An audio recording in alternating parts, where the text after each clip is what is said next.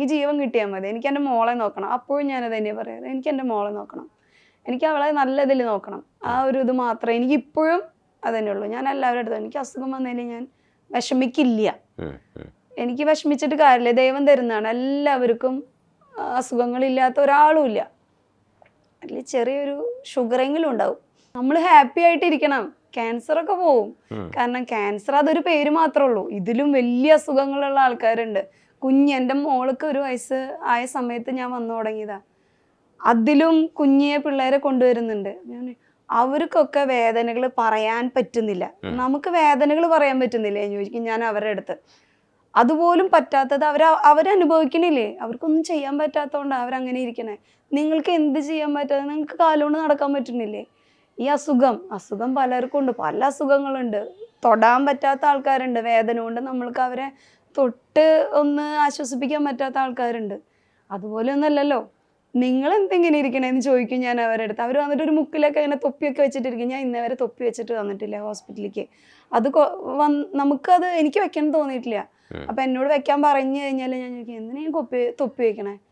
നിങ്ങൾക്കത് കുറവായിട്ട് തോന്നുന്നുണ്ടോ എന്ന് ചോദിക്കും ഞാൻ എപ്പോഴും. എനിക്ക് എൻ്റെ മുടി തലേന്ന് പോയത് എനിക്ക് കുറവല്ല. ജീന, ഇത് ശരിക്കും ആ സമയത്ത് നമ്മൾ റിയലൈസ് ചെയ്യുമ്പോൾ നമ്മൾ ഉണ്ടാക്കിയ ഒരു പുറത്ത് ചാടാൻ വേണ്ടി ചെയ്തതാണോ? അതിപ്പം ചെറുപ്പത്തിൽ മുടിയൊക്കെ നഷ്ടപ്പെടുക എന്നൊക്കെ പറയുന്നതും നമ്മളെ ബാധിക്കും. അസുഖം ആണ്, അസുഖത്തിൻ്റെ ഭാഗമായിട്ട് മുടിയൊന്നും ഒരു സംഭവമൊന്നുമല്ല. അസുഖത്തിൽ നിന്ന് സർവൈവ് ചെയ്യുക എന്നുള്ളതാണ് നമ്മുടെ ഏറ്റവും വലിയ കടമ. പക്ഷേ എങ്കിലും നമ്മൾ വളർന്നു വരുന്നതോ നമ്മുടെ സമൂഹത്തിൻ്റെ ഒരു രീതിയൊക്കെ അനുസരിച്ച് നമുക്കൊരു സങ്കടം വരും. അപ്പോൾ ആ സങ്കടത്തിൽ നിന്ന് മറികടക്കാൻ വേണ്ടിയിട്ട് സ്വയം ഉണ്ടാക്കിയ സെൻറ്റൻസ് ആണോ ഇത്? അതെങ്ങനെ? ഒരിക്കലല്ല. ഈ മുടി വെച്ചുകൊണ്ട് എന്നെ കാണാൻ ഭംഗിയില്ലേ? പിന്നെ നിങ്ങൾ സുന്ദരിയാണ്. ഞാൻ ഇതേപോലെ മമ്മി ഇടയ്ക്ക് ഇതേപോലെ ഹെയർ കട്ട് ചെയ്യാൻ പറയും.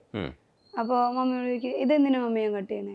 ഇതെനിക്ക് ദൈവം തന്നതല്ലേ, ഇത് വളരാണ്ടിരിക്കുക, അതൊന്നും നമുക്ക് വിഷയമുള്ളതല്ല. ഞാൻ ഇതിലൊന്നും ബോധേഡല്ല, മുടിയിലൊന്നും ഒരു കാര്യമില്ല. ഞാൻ എന്നിട്ട് ഇടയ്ക്കാണ് ഇതിനെന്താ കുഴപ്പം? ഞാൻ അങ്ങനെയാണ് ഇടയ്ക്കാണ് ഇടയിൽ. ഇപ്പോൾ മമ്മി അങ്ങനെ ആരെങ്കിലും പറഞ്ഞു കഴിഞ്ഞാൽ ഞാൻ അപ്പം തന്നെ പോയി നിന്നിട്ട് മിററിൽ നോക്കിയിട്ട് ഇങ്ങനെ ചോദിക്കും, ഇതിനെന്തപ്പോ പ്രശ്നം? എനിക്കിതൊരു പ്രശ്നമായിട്ട് തോന്നുന്നില്ല. ഹസ്ബൻഡ് വന്നു കഴിഞ്ഞാൽ ഹസ്ബൻഡ് ഇപ്പം നമ്മൾ പുറത്ത് ആ സമയത്ത് പള്ളിയിലൊക്കെ പോണ സമയത്ത് നീ തൊപ്പി വയ്ക്കണില്ല അമ്മോ ചോദിക്കും. അപ്പോൾ ഞാൻ ചോദിച്ചാൽ ഞാൻ എന്തിനാ തൊപ്പി വയ്ക്കണേ? അപ്പോൾ നിനക്ക് കുഴപ്പമില്ലെങ്കിൽ കുഴപ്പമില്ല, നിനക്ക് വിഷമാവണ്ടെന്ന് വിചാരിച്ചിട്ടാണ്. അപ്പം ഞാൻ ചോദിക്കേ, അപ്പം എൻ്റെ ഹസ്ബൻഡിൻ്റെ പേര് ആൻഡോ എന്നാണ്. അപ്പം ഞാൻ ആൻ്റപ്പ എന്നാണ് വിളിക്കുക. ഞാൻ ആൻ്റപ്പന് വല്ല വിഷമമുണ്ടോ ഞാനിത് തൊപ്പി വെക്കാണ്ട് ഒപ്പം വരണേൽ എന്തെങ്കിലും മനസ്സിന് അത് ഇനി നാണക്കേട് തോന്നുക അല്ലെങ്കിൽ വിഷമം തോന്നുക എന്തെങ്കിലും ഉണ്ടോ എന്ന് ചോദിക്കും. അപ്പോൾ ആളെടുത്ത് ഇങ്ങനെ, നിനക്ക് കുഴപ്പമില്ലെങ്കിൽ എനിക്കെന്താ പ്രശ്നം, നീ വെക്കണ്ടടി പറയും. അപ്പം നമുക്കതൊരു സപ്പോർട്ടാണ്. കുഴപ്പമില്ല, നമുക്കപ്പോൾ ഫീൽ ചെയ്യില്ല. അല്ല, അവർക്കൊരു ബുദ്ധിമുട്ടുണ്ടെങ്കിൽ നമ്മളൊപ്പം പോകുമ്പോൾ അവരെന്നെ നമ്മൾ വിഷമിപ്പിക്കാൻ പാടില്ല. എനിക്കതൊരു വിഷമം ഉണ്ടായിരുന്നില്ല. എനിക്ക് നല്ലോണം മുടി ഉണ്ടായിരുന്നു. മോളെ ഡെലിവറി കഴിഞ്ഞ് 1 വർഷം ആയിട്ടുണ്ടായിരുന്നുള്ളൂ. അത് കാരണം ആ ടൈമിൽ കണ്ടമാനം മുടി വന്നിരുന്നു എനിക്ക്. അപ്പം എൻ്റെ ചേടത്തി റേഡിയേഷൻ ചെയ്ത് തുടങ്ങിയപ്പോൾ, നമ്മുടെ ഹെയർ ലോസ് ഇങ്ങനെ വന്നു തുടങ്ങിയപ്പോൾ, ലെങ്തി ഹെയർ ആയിരുന്നപ്പോൾ നമ്മൾ രാവിലെ എണീക്കുമ്പോൾ മുടി മൊത്തം ഇതാവും. അതായി കഴിഞ്ഞ് കഴിഞ്ഞാൽ നമുക്ക് ബുദ്ധിമുട്ടാണ്. അപ്പോൾ ഞാൻ തന്നെ ഈ വയ്യാണ്ടായ ഒരു ക്രിസ്മസിനാണ് സത്യം പറഞ്ഞാൽ ഞാൻ ചേച്ചിയുടെ അടുത്ത് പറഞ്ഞു, ചേച്ചി എൻ്റെ മുടി വെട്ടി തന്നു പറഞ്ഞു.